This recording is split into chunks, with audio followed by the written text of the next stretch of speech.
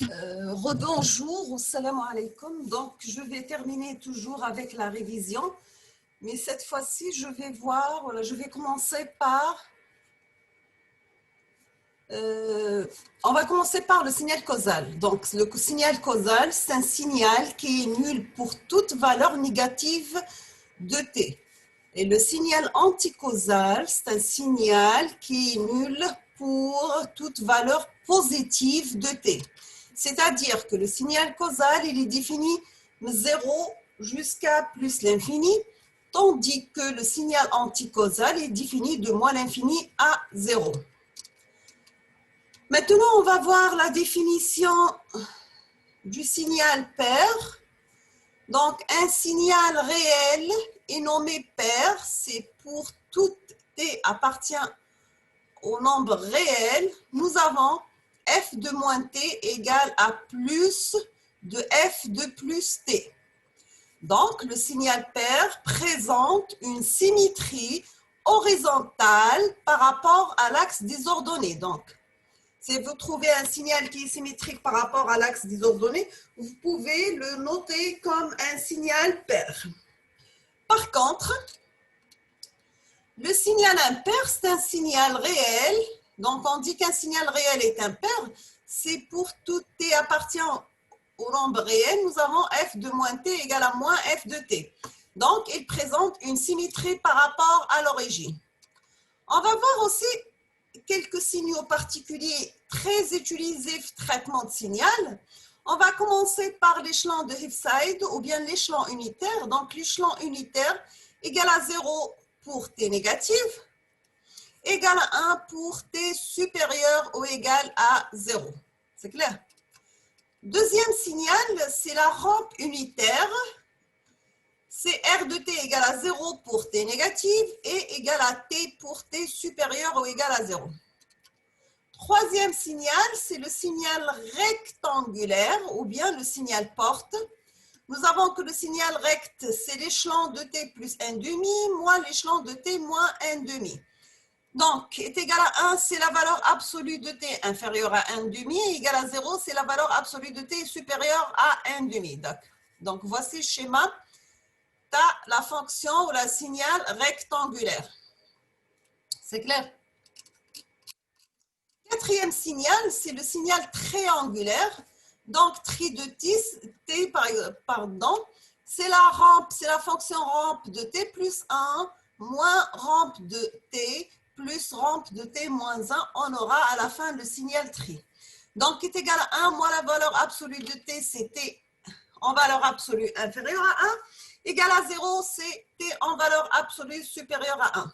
D'accord? Donc, voici la fonction tri, la forme du signal. On doit savoir aussi le signal exponentiel. Donc, nous avons exponentielle x de t pardon, égale à exponentielle at. Donc, c'est ça. Donc, c'est cette forme. Le signal gaussien, c'est x de t égale à exponentielle moins at carré. Là, on a at, là, on a moins at carré. Donc, c'est ça. C'est cette forme. C'est clair? Septième signal, c'est le sinus cardinal. Donc, nous avons le sinus cardinal de t, c'est le sinus pt sur pt. C'est clair? La peigne de Dirac, on appelle peigne de Dirac une succession périodique d'impulsions de Dirac. On a vu que l'impulsion de Dirac centrée 0, c'est une flèche t égale à 0. Donc, sachant que t, c'est la période du peigne, donc on aura peigne t0 de t, c'est la somme de Dirac de t moins kt. C'est ça la forme de peigne de Dirac. Donc, je vous signale donc c'est la peigne de Dirac, c'est cette forme. Maintenant, on va définir les signaux à énergie finie. Donc, on appelle un signal à énergie finie non nul tout signal dont l'énergie reste finie. Quand l'intervalle considéré, il varie de moins l'infini à plus l'infini. C'est clair? Donc là, c'est plus l'infini. D'accord? Donc, nous avons la formule suivante. E égale, c'est l'intégrale de moins l'infini à plus l'infini de x de t en valeur absolue de t soit inférieur à l'infini. Nous avons comme remarque que l'énergie est toujours positive. Il faut jamais راح تحسبوا l'énergie تاع signal وراح تلقاوها négative. لكن لقيتوها négative يعني راكم غالطين quelque part. Donc, on va prendre un exemple d'application. Si nous avons x de t égale a exponentielle moins a, la valeur absolue de t, sachant que petit a est toujours positif. Voilà, باش ما يغيرش لهنا le sens تاع l'expo. Donc, toujours, avant de commencer les calculs, il faut toujours pour la formule générale. C'est-à-dire la définition va t'appliquer le cas particulier de ta signal TECM. Donc, c'est l'intégrale de moins l'infini à plus l'infini de la valeur absolue de x de t élevé au carré dt. Donc, c'est une intégrale de moins l'infini à plus l'infini de a exponentielle moins a t en valeur absolue au carré dt. Donc, a carré comme constante. يبقى لي لهنا مادام en valeur absolue, c'est-à-dire je dois décomposer t entre moins l'infini et 0 plus l'infini. Donc, exponentielle moins 1t, c'est t négative. راح تولي exponentielle plus at. كي تكون t positif, pardon, راح تولي exponentielle moins 2at. عندي لهنا 2, c'est le carré. Donc, on aura à la fin e égale a carré sur petit a. Donc, là, on peut définir, là, on peut dire que le signal a énergie finie. C'est clair? Nous avons une remarque, les signaux d'énergie finie sont tous les signaux de type transitoire, qu'ils soient déterministes ou bien aléatoires. Chauffna pour la définition d'un signal aléatoire ou un signal qui varie aléatoirement, c'est-à-dire de la même façon avec des intervalles de temps égaux. Maintenant, on va passer à la définition des signaux à puissance moyenne finie. Nous avons la définition de Gould, la puissance moyenne d'un signal S de t quelconque dans un intervalle de temps T1, T2 est égal à P égale 1 sur T2 moins T1. On a pu remplacer par grand T lié à la période. L'intégrale de T1 T2 S de T élevé au carré dt. Le signal T est mito S de T. D'accord? Le signal c'est X de T. C'est des notations. Donc, on dit qu'un signal S de T a une puissance finie non nulle. C'est un signal pour lequel l'équation précédente a dit reste finie, les 0 jusqu'à plus l'infini. Nous avons toujours la puissance, elle est comprise entre 0 et plus l'infini. Toujours, elle est positive, la même chose qui met l'énergie. Donc, est égale la limite de 1 sur grand T. Quand grand T tend vers l'infini, bien sûr, un intégral entre moins T sur 2 jusqu'à plus T sur 2 de la valeur absolue de S de T élevée au carré dt. C'est clair?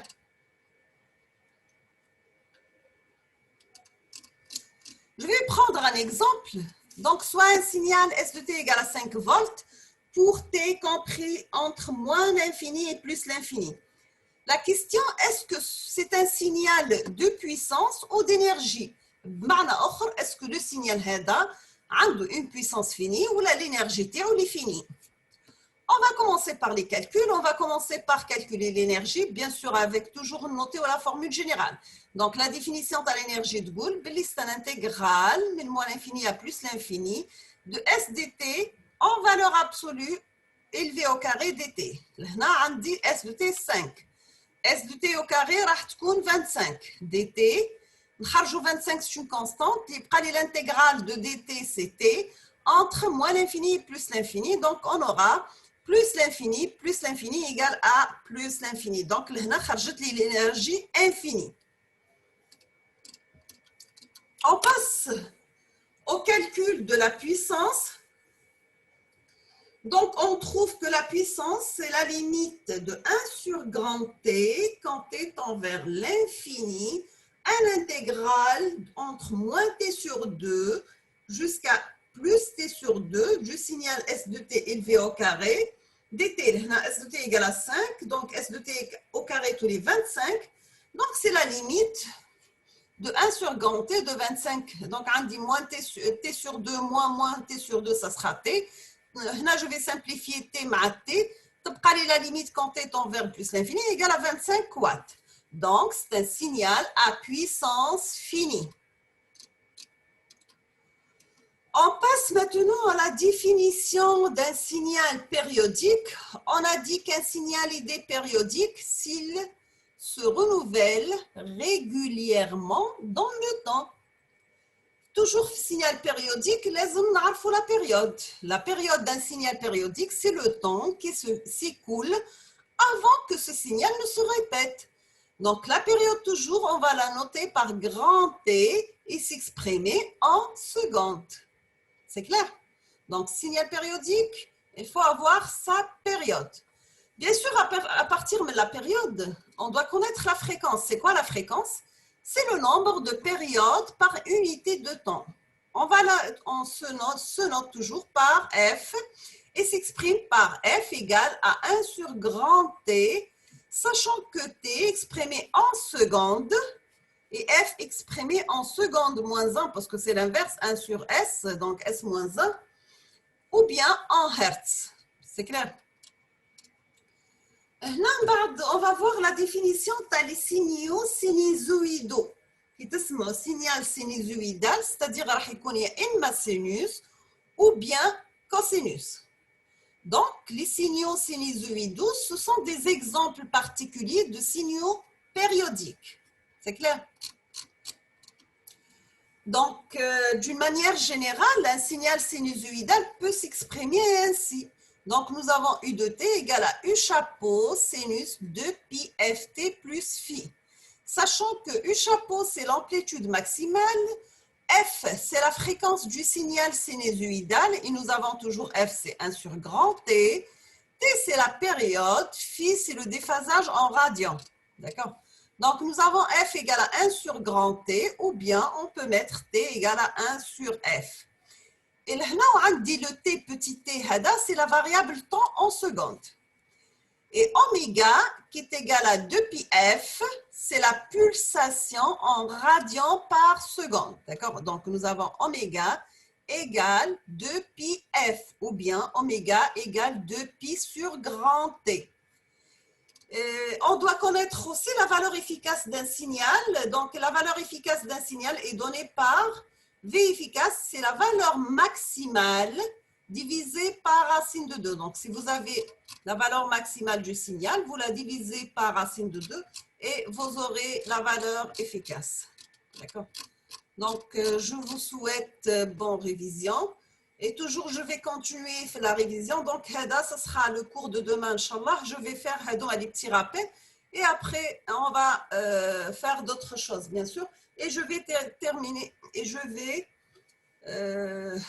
continuer avec d'autres exercices. Donc, je vous souhaite bon courage.